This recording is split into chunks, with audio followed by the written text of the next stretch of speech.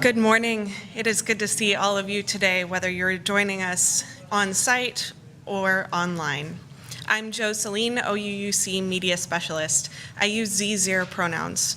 This Zoom service is being recorded and it is streaming live to YouTube. For those of you in the sanctuary today, please turn the sound off on any devices you have, or just turn those devices off altogether.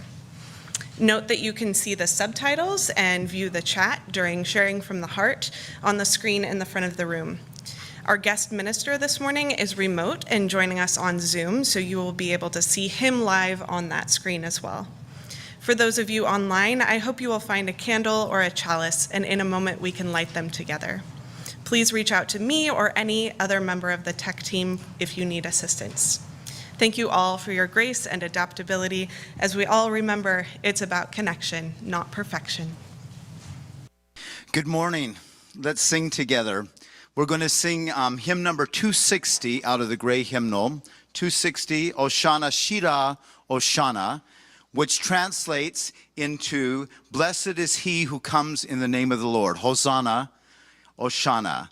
And these are the words that were chanted according to the gospel, according to Mark, when Christ made his triumphal entry into Jerusalem.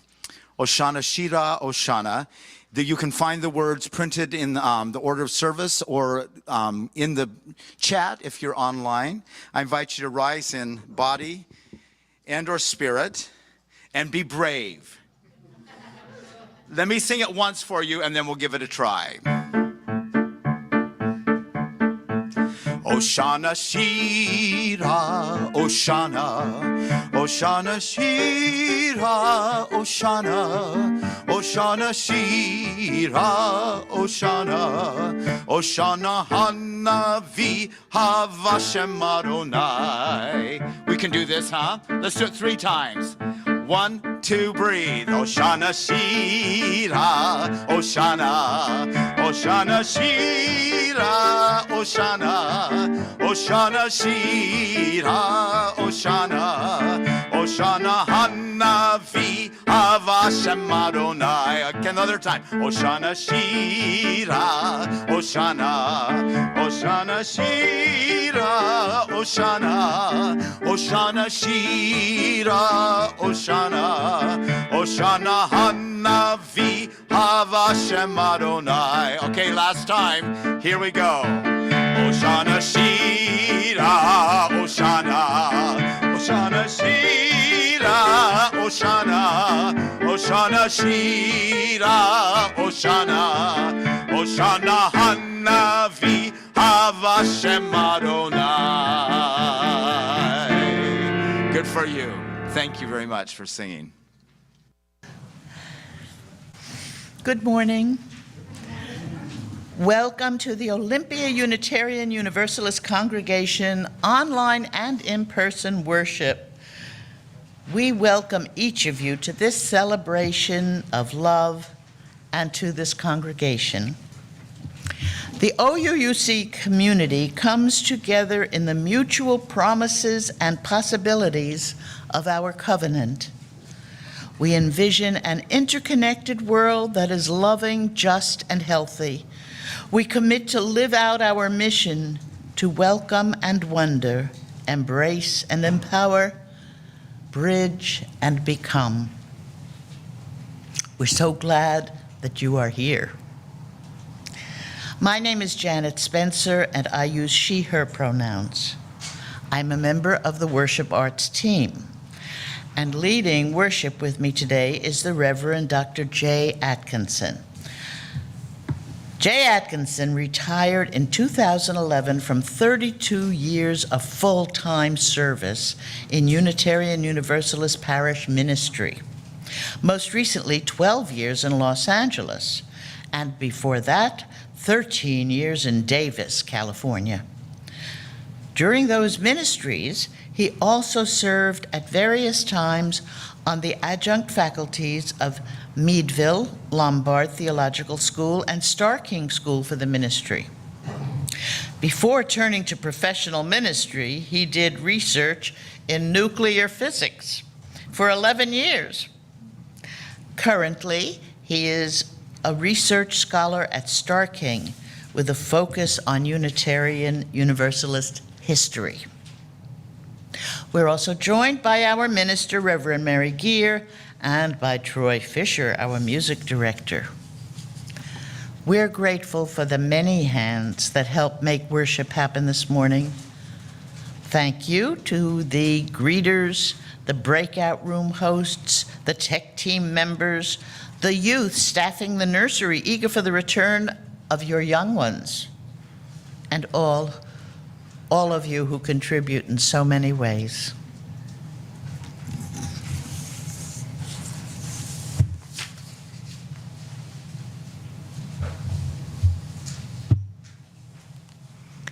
Good morning. I'm Reverend Mary, and I use she, her pronouns.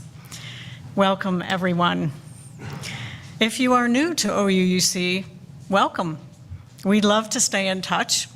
You can fill out a visitor card using the link in the chat if you're online, or please talk to a greeter if you're here in person. After the service, we invite you to discuss reflection questions to further explore the service. For those online, you'll have a chance to go into a breakout room.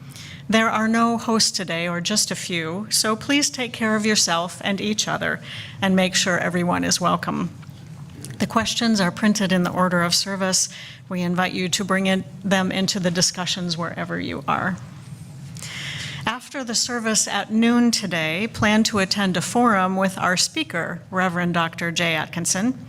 Jay will be speaking about the process for revising the Unitarian Universalist 7 principles and 6 sources, as well as the purpose of the Unitarian Universalist Association. For those online, you can just stay on Zoom or return at noon. And for those in person, Julie Rosman has graciously provided coffee and snacks so that you can stick around till noon if you would like. This Thursday evening spiritual practice is offered by Reverend Carol McKinley and Troy Fisher. It's words, music, and silence for us to catch our breath in the middle of the week. You can join them at 7 p.m. Thursday on Zoom or in the sanctuary. And next Sunday is Easter, and it wouldn't be Easter without an Easter egg hunt. So you can join us at noon at Bury Park, just down the street from OUUC. There will be prizes. And last, a huge thank you to all who have made a financial contribution to the vision and mission of OUUC in the form of a stewardship pledge. If you haven't yet, this would be the time. You can find a link in the chat or on the website, or just reach out to the church administrator, Darlene. Thank you all so very much.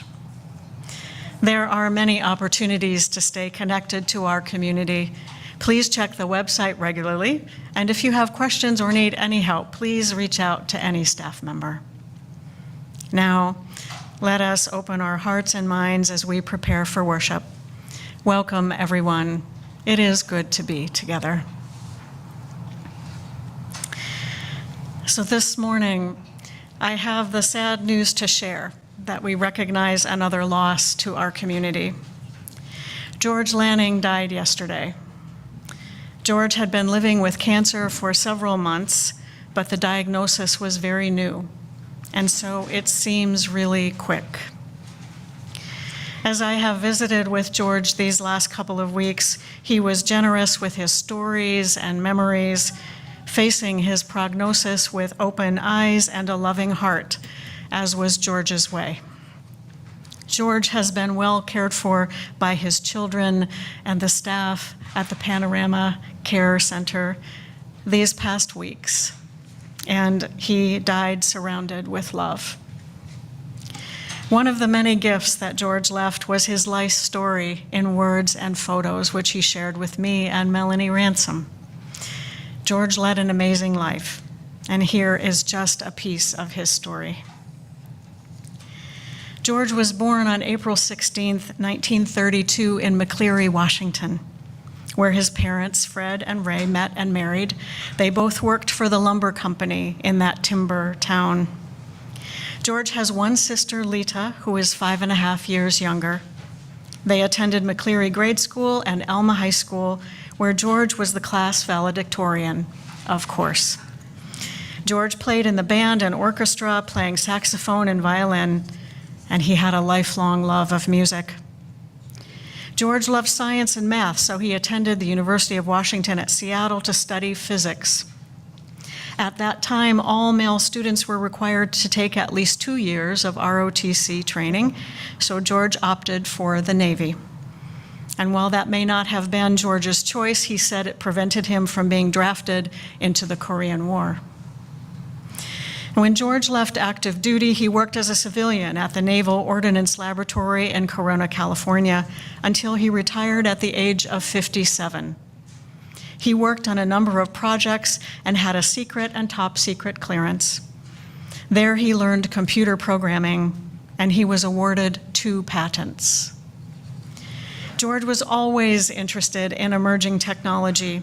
He was an avid ham radio operator, and he excelled at cribbage, a game he learned from his father.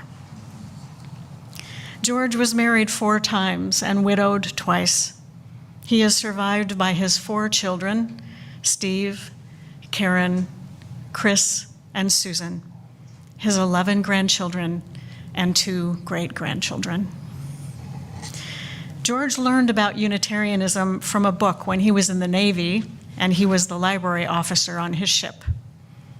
When he left active duty, he found Riverside Unitarian Church, and over his long life, he belonged to 3 Unitarian and Universalist congregations in Riverside, San Diego, and Olympia. George and his 3rd wife, Helen, moved to Olympia in 1989 when George retired. George says that he was soon elected to the board, like almost immediately, and became the board president right away and served for a period of 3 years. During that time, the church changed from a fellowship to a congregation and moved from the little church in Tumwater to this building. George was a loving and generous presence in our community. He gave in so many ways, and his legacy will be remembered for years to come. George was a longtime beloved member of OUUC, and we will miss him. We send our love and care to George's family as they mourn this loss. We mourn with you. We light this candle in memory of George Lanning.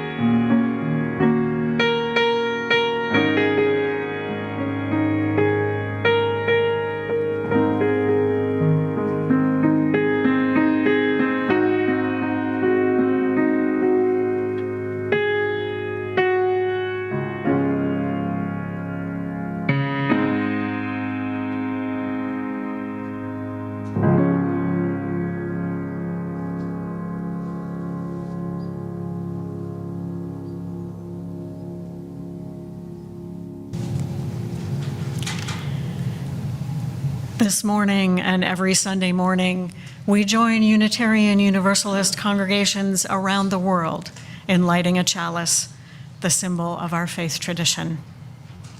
Please join me if you are online as we light our chalices together with these words from Charles F. Flagg. Every endeavor begins with a first step and encounters darkness and difficulty along the way. We know the darkness of ignorance, of fear, and of tyranny. Yet we know the dawning of the light, the beginnings of hope, and the renewal of life. Blessed be the eternal power which inspires us to kindle this light. Blessed be the source of life and of love.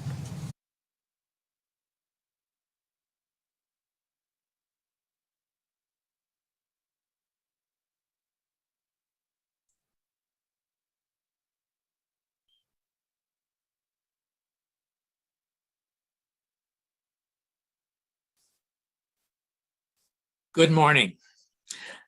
As we gather this morning in the joy of beloved community, let us pause to remember all those who are excluded from the world's table of plenty, who live in hunger of the body and hunger of spirit, whose lives are filled with the horror of war and oppression and violence. And also on this day, celebrated in the Christian tradition as Palm Sunday, we remember the itinerant Jewish preacher named Jesus or Yeshua, whose words and deeds gave hope to an oppressed people as he rode into Jerusalem on that day long ago, welcomed by throngs of people shouting as our opening hymn proclaimed, Hosanna, Baruch haba b'shem Adonai. Blessed is the one who comes in the name of the Lord. In the spirit of universalism and the love that Jesus preached and lived by, here we welcome and celebrate all people of goodwill in the fullness of who they are.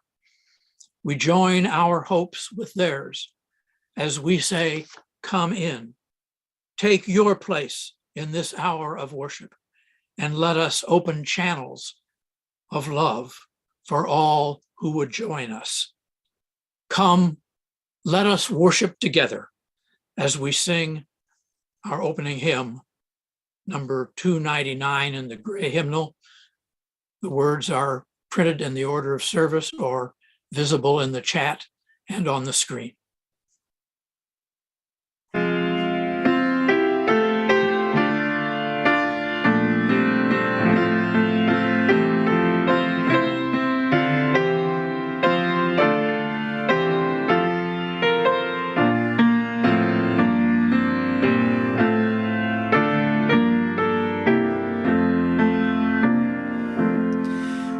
Channels for the streams of love where they may broadly run, and love has overflowing streams to fill them everyone.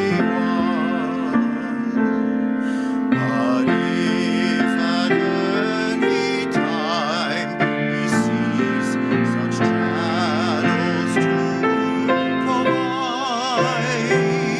the very founts of love for us will soon be parched and dry.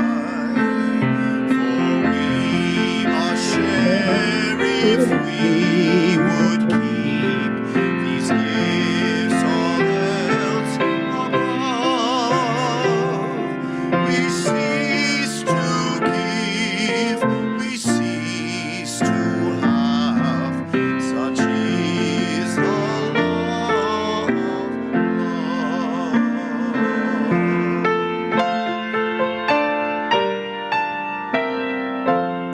Please be seated.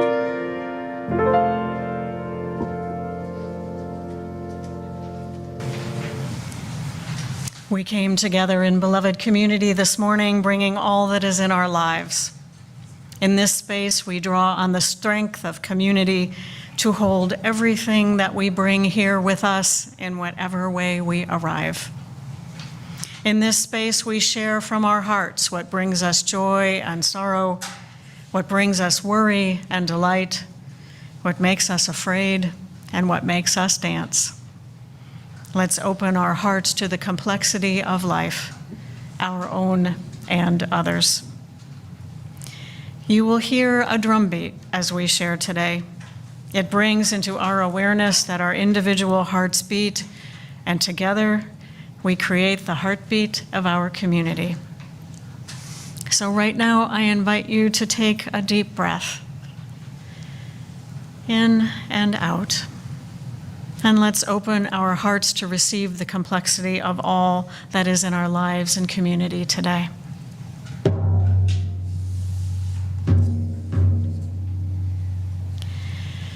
We send our love and care to the family of George Lanning, who died yesterday of cancer after a short illness. Steve, Karen, Chris, and Susan, your father was much beloved, a much beloved member of this community, and we mourn with you. May George's spirit be at peace as it lives on in you.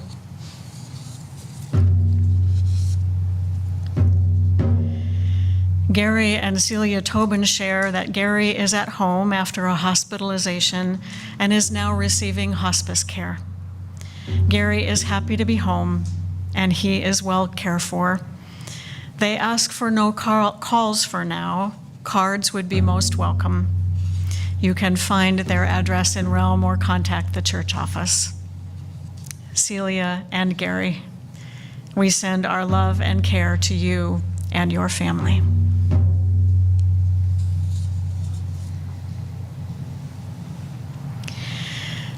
Last week was the Public Health Week in the U.S. Today, let's offer our gratitude to the many public health professionals in Washington, some of whom are in this congregation. They have worked so hard every day to help make us healthy and safe. These past 2 years have shown us how important that work is. Thank you. And last, Bob and Sally Brennan share that Sally's surgery to remove breast cancer went well, and she is working hard to be a compliant patient.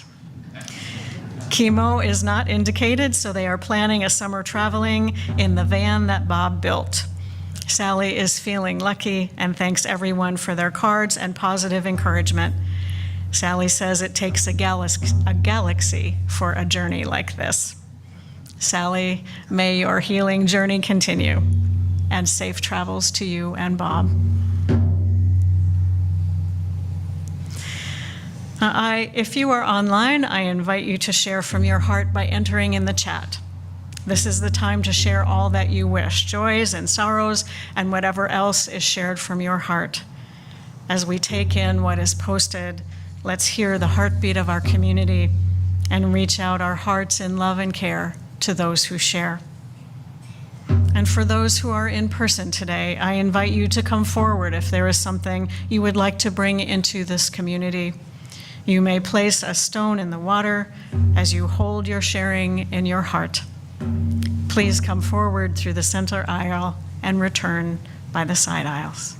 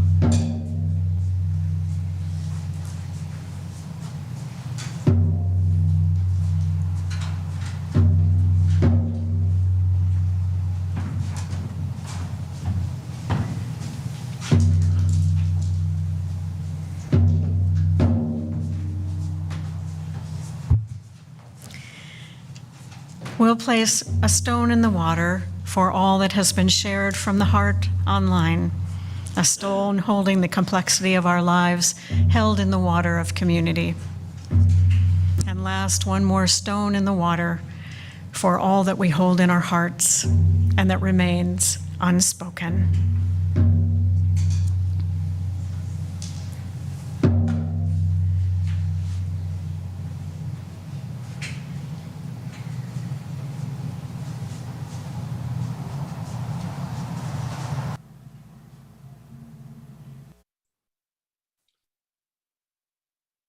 I invite us all now into a time and spirit of prayer. Beloved friends, we come together in this hour of worship to help one another open our hearts to the spirit of life, the spirit of love, the spirit of hope and possibility that is always present with us in the web in which we find our being and our strength. In these quiet moments, let us remember those in this congregation whose lives have passed from among us, recently or in times past. Let us hold in compassion those who suffer from loss or challenges to health, their own or the health of beloved family and friends. Let us extend our circle of caring to our community, our nation, our world, where too many people are struggling with the ravages of war, of prejudice, or of injustice. We pray especially for those in Ukraine living in fear and terrible devastation. May we join our hearts and minds and hands in resolve to work for a world where the pain of such evil is assuaged, and lift up our eyes to a blessed vision of justice, of peace, and of deep comfort. As we embrace one another in these dreams of a better world, let there now be some moments of silence among us.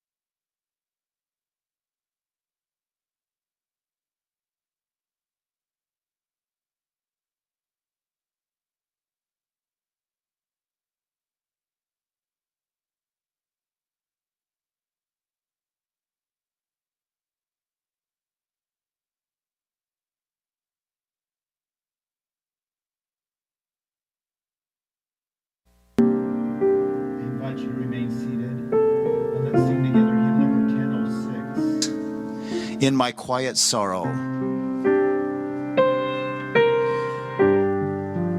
The lyrics can be found posted in the chat if you're online. We'll remain seated.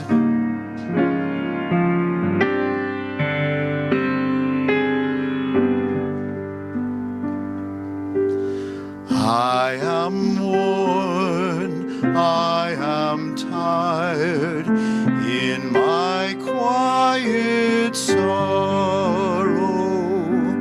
Hopelessness will not let me be. Help me. I won't speak of this ache. Inside light eludes me.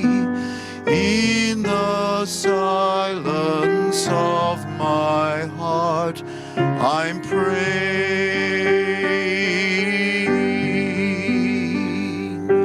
I keep on day by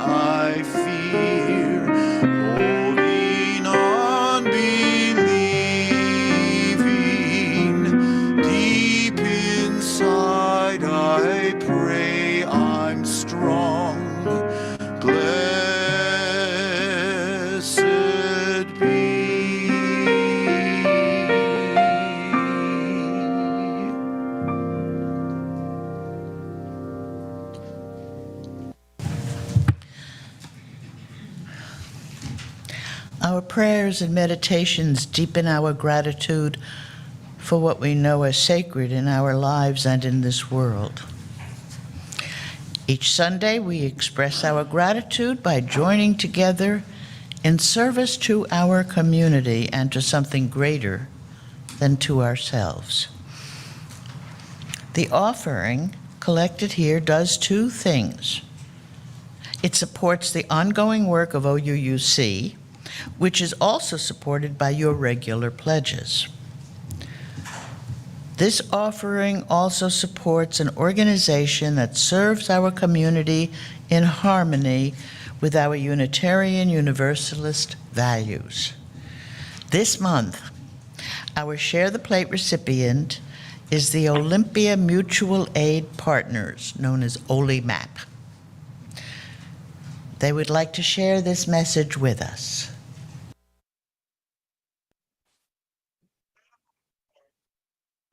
Hello, OUUC. My name is Ty Gundel, and I'm the Program Manager for Olympia Mutual Aid Partners, also known as OLYMAP. We are so glad and humbled to be a Share the Plate recipient this year. OLYMAP's mission is to support the right of all people to a safe and warm place to call home, in part by providing health, safety, and stability support to our neighbors who are surviving outdoors in camp communities. OLYMAP provides support to specific camp communities through Thurston County's Scattered Site Pilot Project. The purpose of the project is to pilot an alternative response to unsheltered homelessness that relies on connection to services through outreach-based case management and site support to address health and safety concerns, as well as community impacts. One of the greatest causes of trauma and crisis for those that we work with is lack of access to some of the most basic and essential of human needs, like shelter and warmth. OLYMAP intends to use Share the Plate funds to provide residents of scattered sites with access to essential survival and warming supplies like tents, tarps, sleeping bags, propane vouchers, and fire extinguishers.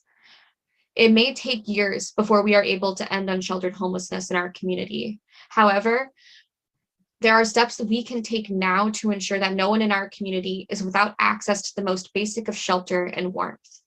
While some of those steps may seem like Band-Aids, they are acts that uphold justice, equity, and compassion. Even more, providing support and shelter and warmth to people, regardless of the reason for their circumstances, is a means of practicing acceptance of one another, and also a means of demonstrating to our unhoused community members that their community believes in their inherent worth as human beings and in the value of their lives.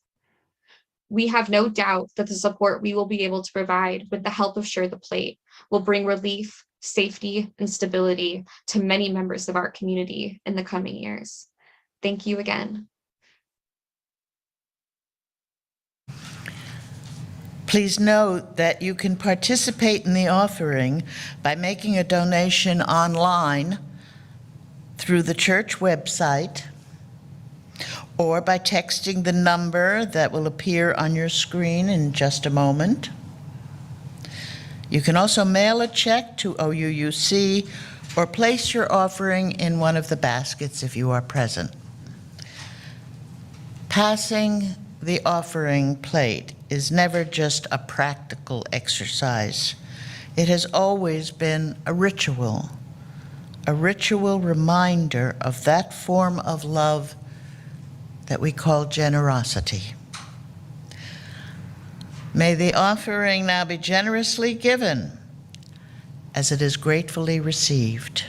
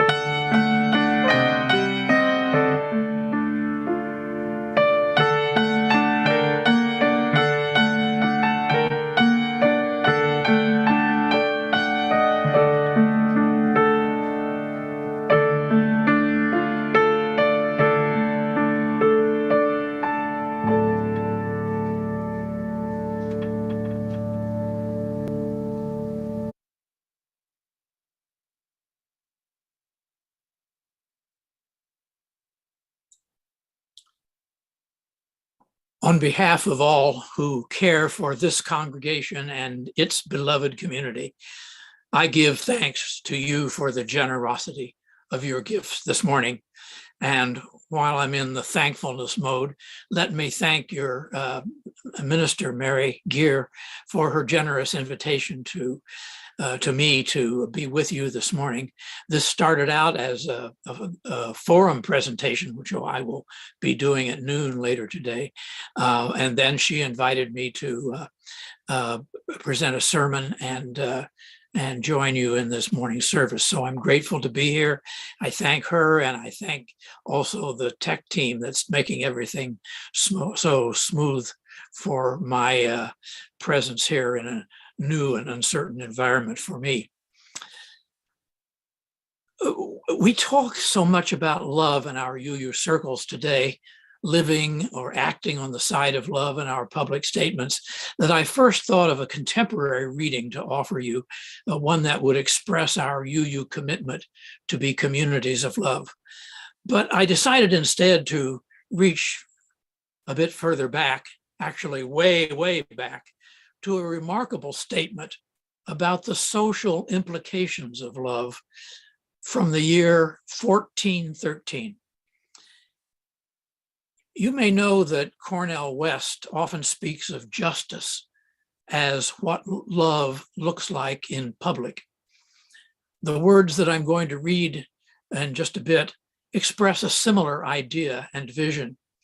They are the preamble to a treaty signed in 1413 between the ruling families of Poland and Lithuania that brought together a commonwealth between those two nations. Ironically, the little town where that treaty was signed lies on the Bug River, which forms part of the boundary between Poland and Ukraine, or did at that time. I say ironically because you all know what is happening in that region of the world in these days. And it was a century and a half later when the first Unitarian churches anywhere in Europe would be established in the 1560s in that region of Europe by our religious cousins, the Polish Brethren. Here are the words of the treaty's preamble. We assert that no one receives the grace of salvation who is not sustained by the mystery of love, which does not work falsely, but shining by its own excellence, conciliates discord, unites adversaries, transforms hatreds, diminishes anger, and provides the ground for collective peace. Love brings together the scattered, lifts up the downtrodden, smooths out what is rough, and straightens what is crooked. It sustains virtues in all, injures no one, esteems all that is whole. Through this love, laws are established, kingdoms are governed, cities are organized, and the highest good of the Commonwealth is achieved. 1413. Thus ends the reading.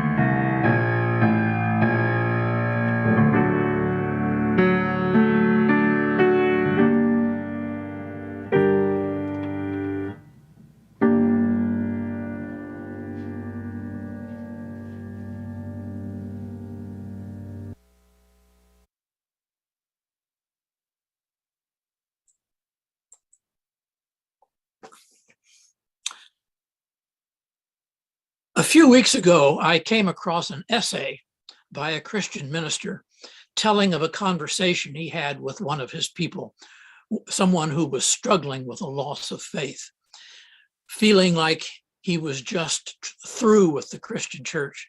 This parishioner asked his minister, "Why do you still bother with Christianity?" It was a provocative question for that minister, and in fact, for me. In my own case, the fact is that I do still bother with Christianity. I read a lot of Christian history and theology and have for many years. Most of the time, I don't think of myself as a Christian. Like some of you, I grew up in the Christian tradition. For me, it was a Quaker church in early childhood. Then later in my teen years, a Methodist church. But I was also a budding scientist, fascinated by astronomy and physics and mathematics. And I became impatient with all the time-worn theology that I was hearing from my Methodist church and minister. I was full of questions, but questions didn't seem welcome in that church of my childhood. And so when I went off to college, I turned away from Christianity, from any interest in God or religion. And I stayed in that rut for at least 10 years, through my 20s and into my early 30s. But as they say, a funny thing happened on the way to midlife.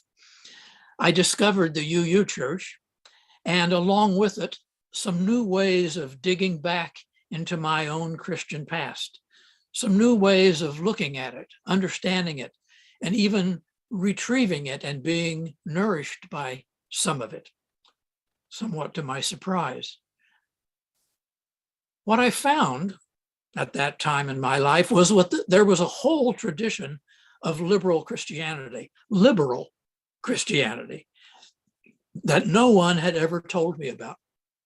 Certainly not anyone in that Methodist church of my teenage years. All I heard there was a dismal and depressing and outdated and intellectually insulting version of Christianity, which, as far as I knew at the time, was the only Christianity there was. So my discovery of liberal Christian theologians was an eye-opening liberation for me. It started me on a journey, in some ways backward in time, back a way of returning to some of those Christian stories and images, those ideas and memories from my childhood, and to the possibility of understanding them in new and liberating ways for myself. And so I embarked on a new journey with Christianity. But my topic this morning is not about my own journey. What I want to turn to now on this Palm Sunday is maybe three kinds of journeys. One, the journey that Jesus took on that Sunday morning so many years ago. Second, the journey that Christianity itself has taken since then, over 2 millennia. And third, the journey that our whole UU movement, separately as Unitarians and Universalists, has taken, at first inside Christianity and then mostly away from the Christian journey. What do all of these three journeys mean for us today? One of the things that fascinates me is how the early Christian church got its start. You might think that this is a question that was settled long ago, but it's not true. It's still very much an ongoing topic of research. Here's a book published just last fall that I've recently read, After Jesus, Before Christianity. And notice the subtitle, A Historical Exploration of the First 2 Centuries of the Jesus Movements. And that word, that plural word, movements, is significant because there seemed to have been a huge variety of Jesus movements, along with a large number of gospels in those first 2 centuries. A huge variety. It wasn't until the early 3rd century that any single coordinated and widespread organization began to emerge that anyone could call Christianity. And it was around that same time that the New Testament began to be finalized, 200 years after Jesus' death. And by being finalized, I mean decisions were made about which of these 30 or 40 gospels that were floating around were going to be the ones that would be included in the final official New Testament, the 4 that we know about today, Matthew, Mark, Luke, and John.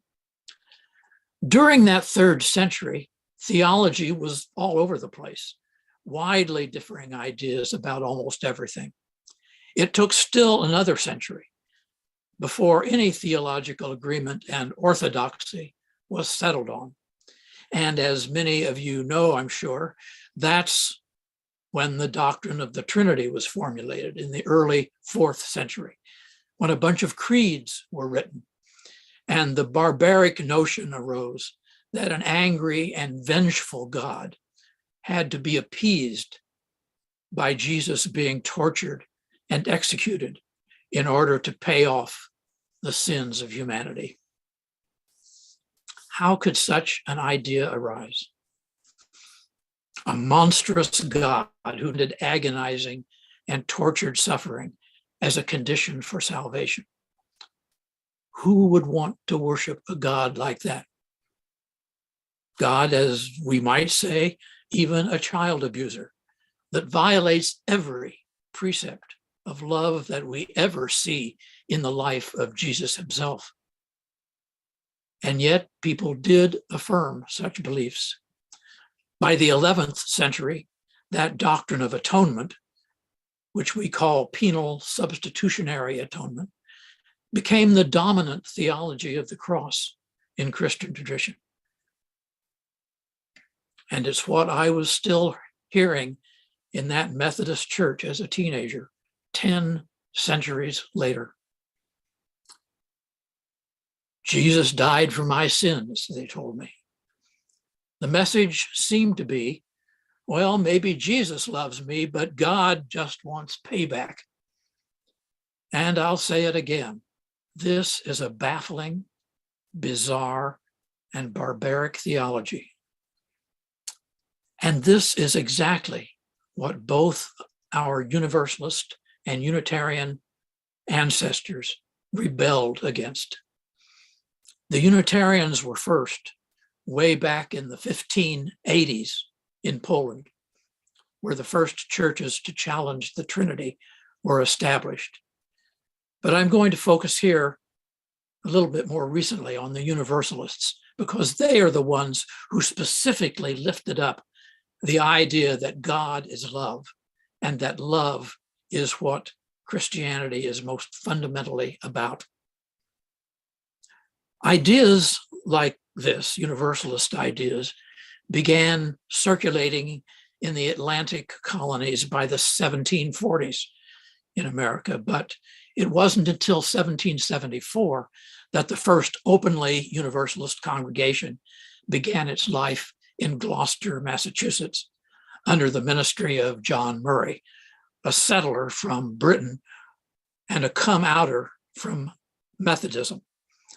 And about the same time, Universalist congregations were being formed by dissident Methodists and Baptists up and down the Connecticut River Valley, inland from the Massachusetts coast. And it was in 1805 that Hosea Ballou, in his book, A Treatise on Atonement, established the Universalist theology that would guide the beliefs of the Universalist Church thereafter in a God of eternal benevolence and love. This was 1805. It could be said to be the beginning of our Universalist theology.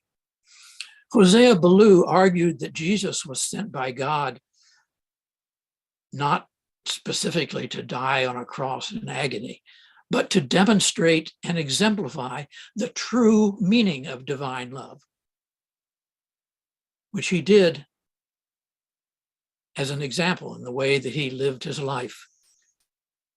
And for the Universalists, this love of God was seen as a biblical doctrine, attested by many, many passages in the Christian Bible. And I'm sure you all know some of these. For example, in the Gospels of Mark, Matthew, and Luke, all three, we find this point at which Jesus is asked, "What is the greatest commandment?" And he answers, "You shall love the Lord your God with all your heart, and with all your soul, and with all your mind, and with all your strength. And the second one is like unto it. You shall love your neighbor as yourself." In the Gospel of John, we hear Jesus saying, "A new commandment I give to you, that you love one another, just as I have loved you." Or in one of the letters of Paul, maybe the most famous and most quoted thing that Paul ever wrote in his letter to the Jesus people in Corinth, "If I speak in the tongues of mortals and angels, but have not love, I am a noisy gong or a clanging cymbal. If I have prophetic powers and understand all mysteries and knowledge, and if I have all confidence so as to remove mountains, but do not have love, I am nothing. If I give away all my possessions, and if I hand over my body so that I may boast, but do not have love, I gain nothing." And then several sentences later, he says, perhaps most famously, "And now trust, hope, and love abide, these three, and the greatest of these is love." And then my final example from the first letter of John, "Beloved, let us love one another, because love comes from God. Everyone who loves has been born of God and knows God. Whoever does not love does not know God, because God is love." Well, that's where the Universalists took their cue. They were, as I say, biblicists. For both the Unitarians and the Universalists around 1830s, just 200 years ago, they saw the Bible as the groundwork of their faith, their separate religious traditions. And they embarked on a journey away from that rigid orthodoxy and a notion of a vengeful God, and proclaimed instead a liberated, enlightened, and humanistic interpretation of Christianity. This became the Unitarian and Universalist forms of Christianity that were celebrated by those two denominations in the 1830s. And here's a crucial point. Both Universalists and Unitarians looked upon the life of Jesus as an example for human living, a model of ethical relationship and moral behavior. The parables and the sermons that we hear attributed to Jesus in the Bible were told and retold as moral lessons. The Good Samaritan, the prodigal son, the Sermon on the Mount, these were the substance of preaching, the guiding images for religious living in the hearts of the people. These were the inspiration for the religion of Unitarians and Universalists of those times. And that's what I mean by saying that Jesus and the Universalists got it right. Love was the central principle, the unifying force, not just of their lives, but in their theology, in their preaching, in their churches. And then something happened. At first, among the Unitarians, with the Transcendentalists, Ralph Waldo Emerson, Henry David Thoreau, and Bronson Alcott, Margaret Fuller, you know some of those names. And then something similar happened later on among the Universalists.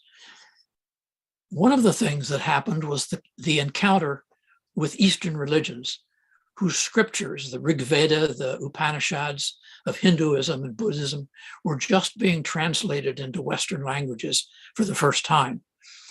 And in Buddhism and Hinduism especially, it was obvious that the same ethical ideals, very similar sounding versions of the Golden Rule, could be found in those religions too. So they asked, maybe not surprisingly, what's so unique about Christianity then? Well, it began to seem to a few, and then to more and more, that Christianity wasn't as special or as morally superior as they had thought. The idea of a universal ethics began to sound more attractive, something that could unite all the peoples of the world,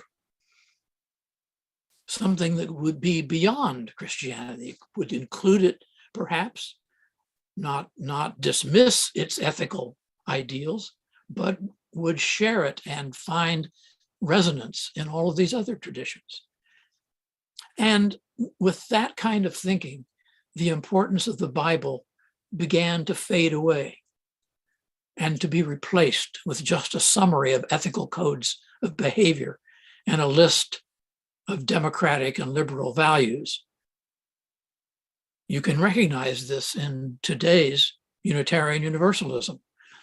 The 7 principles that are so often talked about from the UUA bylaws have become, for some people, almost a creed, an object of worship even, a sacred text in the eyes of many Unitarian Universalists. You might say that we've had a tendency to become more of an ethical philosophy than a religion. Of course, we still speak of love specifically as a spiritual force. We talk about spirituality in our lives. We speak of having spiritual practices. Some of us equate love with God, while others are happy to dispense with the word God altogether. That's not completely true, of course, but there has been a strong move in that direction of becoming more a philosophy than a religion. And what I want to ask, is that a good thing?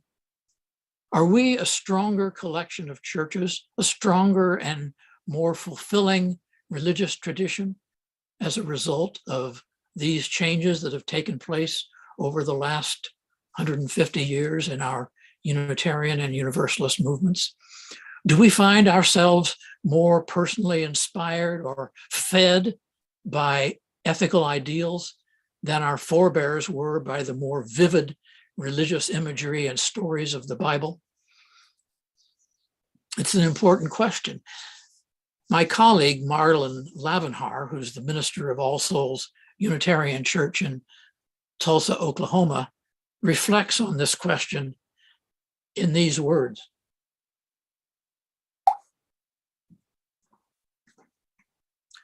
One might argue, he says, that UUs should compile a unique set of UU stories that contain the full cache of life's struggles. But then again, we already have ancient scriptures which contain a prodigious wealth of stories and metaphors, if only we are willing to read our lives through them or read them into our lives. Established scriptures like the Bible provide a language and a set of symbols and stories shared by people around the world and throughout the centuries. These are the stories and symbols that shape communities and nations, heal wounds, restore hope, and inspire sacrifice and forgiveness. General principles do not and cannot offer this kind of transformative religious power. Thus wrote Marlon Lavenhar, and I've often heard it said by people who disparage the language of our so-called 7 principles, that no one would ask for those to be read at the time of death, on a deathbed. Well, I don't know how you feel about all of that, but one of the impacts of it is that I find myself reading a lot of Christian theology these days. And the reason for that is that our religious language, our language of reverence, as we sometimes say, to me has become thin, like watery soup, not very nourishing, not very satisfying, at least to me. There aren't many UU theologians, in fact, these days, who are writing good, solid, exciting, and groundbreaking theology. Instead, it's in liberal, forward-looking, progressive Christianity that I am finding the kinds of innovative and imaginative theological ideas that inspire me, that to get my juices flowing, that open up some new and exciting ways of understanding the subject matter of theology. And I wonder why it is that I, as a non-Christian, at least most of the time, have to turn to Christian theologians to find such stimulating theology. Well, maybe I'm just weird. Maybe I'm just a theological nerd. But in all of our contemporary UU talk about love, and I'm thinking when I say that about the slogan of side with love or living on the side of love, I'm not reading any solid new theologies of love from UU sources. Instead, it's all coming from Christian theologians, and especially from a movement within Christianity called open and relational theology. Just to mention a couple of examples, a book by Tom Ord, The Uncontrolling Love of God, or by John Sanders, Embracing Prodigals. These are just a couple of things I've been reading recently and finding really fascinating. But we have to admit that, like the word God, love is a hard word to define. And yet it's a word that draws us in. Jesus never gave us a definition of love. He just showed what it looks like in the living of his life. For all of their talk, universalists, as far as I know, never gave any memorable definition of love. Like Jesus, they talked about a loving God and often just left it at that. So maybe we should too. As St. Paul said, love is patient and kind. It is not boastful or puffed up. It bears all things. Maybe love is what we most deeply share with progressive Christians today. Maybe that's the main theme or main thing that remains of our Christian heritage as Unitarian Universalists. Maybe it's no surprise that it was neither a Universalist nor a Unitarian, but a Quaker, John Greenleaf Whittier, the poet, who wrote most movingly of the elusive and yet enduring quality of divine and universal love. His poem was set to music as one of my favorite pieces in our gray hymnal. And I bring my sermon to a close now by inviting you and us, all of us, to sing it together now. Number 10 in the gray hymnal, Immortal Love. I ask you to stand as you are willing and able. If you're in the sanctuary, the words are printed in your order of service or in the chat box and on the screen. Immortal Love, number 10.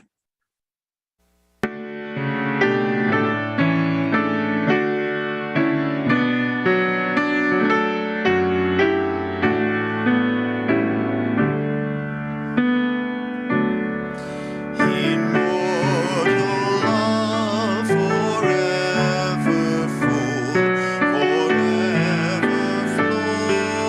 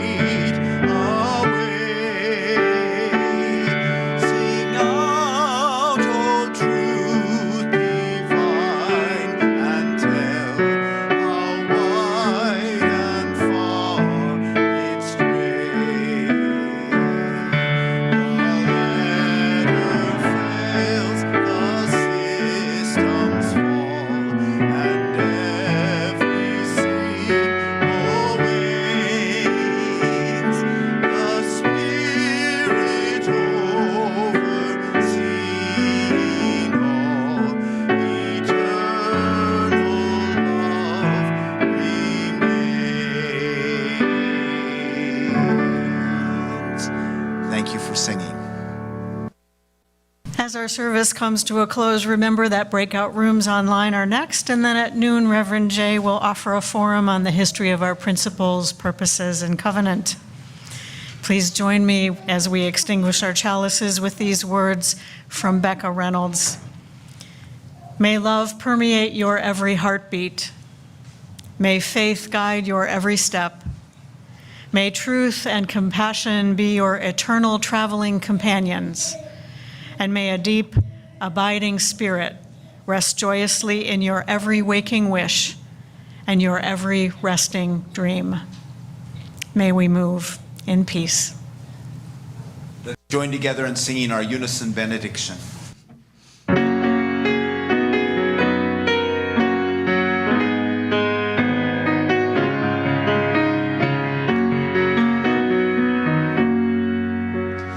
We are part of the web of life. We are part of the web of love. May our words, may our deeds pull the strands of the infinite web toward health, toward justice,